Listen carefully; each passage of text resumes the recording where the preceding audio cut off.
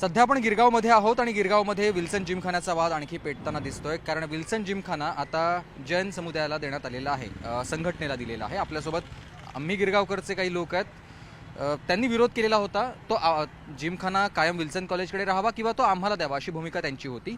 Wilson Gymkhana आता दिलेला आहे संघटनेला, काय पुढची तुमची भूमिका असेल आणि नेमकं कोणत्या संघटनेला दिलं?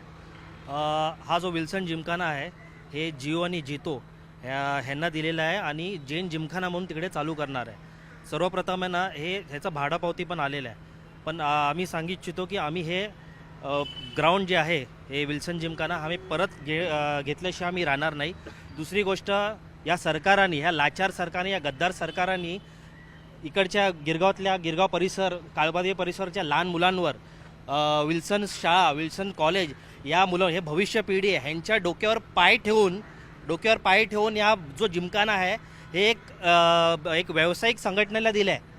हे आम्ही अजिबात सोडणार नाही, सहन करणार नाही। आम्ही याच्यावर लढा करत राहू आणि या इकडनं आता आम्ही कलेक्टरच्या ऑफिसमध्ये जाणार आहे। कलेक्टरनी सुद्धा आम्हाला, कलेक्टर आचल सूद यांनी आम्हाला सांगितलेलं की तुम्ही जे मागणी करतात आहे की हा जो जिमखाना आहे लहान मुलांच्या खेळण्यासाठीच असला पाहिजे, पण त्यांनी हे पण स्वीकार केलं की मी चार्ज घेण्याच्या आधी झालेलं। तर तुम्हाला या संदर्भात जे काय माहिती असेल, म्हणजे कधी हा ग्राउंड दिलेलं, काय भावडापात, या सर्व डिटेल्स तुम्हाला मिळलं जाईल। तर कृपया करून आमच्याकडे या, आम्ही तुम्हाला ही माहिती देणार। बरं, तर आणखी एक दुसरा महत्त्वाचा मुद्दा, काल राज ठाकरे यांनी आपल्या भाषणामध्ये जैन मुनींसोबत झालेल्या मराठी संघटनेसंदर्भातल्या बैठकीचा एक किस्सा सांगितला किंवा माहिती दिली। तर आपल्यासोबत गिरगावकरचे लोक आहेत, या लोकांनीच ती बैठक घेतलेली होती। नेमकं काय घडलं होतं? काल राज ठाकरेंनी तुमच्या बैठकीचा उल्लेख केला आहे। साधारण 2 ते 2.5 महिन्यापूर्वीचे एक वादंग इकडे निर्माण झाला होता कबुतरावरून, की न्यायालयाने, माननीय न्यायालयाने काय आदेश दिले की कबुतरामध्ये रोगराई पसरते वगैरे, आजार पसरतात, तर हे बंद करा। आणि जेव्हा हे त्यांना कळलं तर शांतीवादी, स्वतःला शांतीवादी म्हणणारे जे जैन आहेत आणि जैन मुनी हातात शस्त्र घेऊन रस्त्यावर आले। एका मुलाखतीत तर ते ठाकरे ठाकरे ठाकरे यांच्यावर आरोप करत होते। आमच्या महाराष्ट्राच्या भूमीत तुम्ही आलात, ठाकरेंवर किंवा अन्य कोणत्या मराठी नेत्यांवर बोलत असाल तर अरेला कारे भाषा होणारच आणि होणारच ही। आमच्याशी ते तेव्हा बोलले गेले की हां, आम्ही आता जैन आणि जो वाद आहे तो मिटवला। वाद मिटवण्यासाठी समोरून ते 5 ते 7 वेळा आमच्या संपर्कात होते। शेवटी एकदा बोललो, काय बोलतात ते बघूया। त्यांचा डाव आम्हाला लक्षात आलेला होता की निवडणुकीच्या पार्श्वभूमीवर आपल्याला आमचे संपर्क साधून हा वाद मिटला, आता गप्पा बसूया असं होतं। पण तेव्हा त्यांनी एकच भूमिका मांडली, कबूतरखाने आता सुरू होणार। आम्ही त्याला तिकडेच विरोध केला आणि बोललो, जिकडे कबूतरखाने तुमचे असतील तिकडे आमचे कावळेखाने सुरू होतील।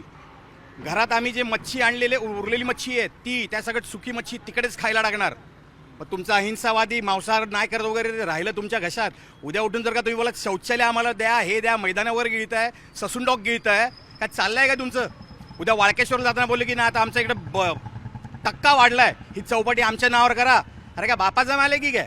सोम्या गोम्या येणार आणि काय ते बोलणार हे आम्हाला द्या, हे आम्हाला द्या, नाही चालणार आहे।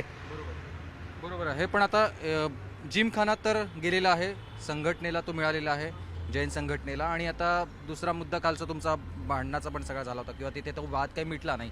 या सगळ्यानंतर तुमची भूमिका आता काय असणार आहे? आमची अशी भूमिका आहे की या भूमिकेवर जे आम्ही, आमचे पक्षप्रमुख आहेत उद्धवसाहेब ठाकरे आणि मनसेचे अध्यक्ष आहेत राज ठाकरे, यांच्याशी आम्ही चर्चा करून हा मुद्दा आम्ही निकालात काढायचा प्रयत्न करू। पण मग निकालात निघेल असं वाटतंय तुम्हाला? कारण आता जिमखाना तर दिलेला, निकाल हा असा आहे की ज्याप्रमाणे त्यांनी जो प्रश्न उपस्थित केलेला आहे जैन आणि, त्याप्रमाणे मराठी वर्ग पण आम्ही रस्त्यावर उतरणार त्या संदर्भात। तर आता निकाली काढण्यासाठी प्रश्न रस्त्यावर उतरणार असल्याची भूमिका आम्ही गिरगावकर संघटनेनं घेतलेली आहे। व्हिडिओ जर्नलिस्ट हेमंत बागुल यांच्यासह सुमित सावंत, न्यूज 18 लोकमत, मुंबई।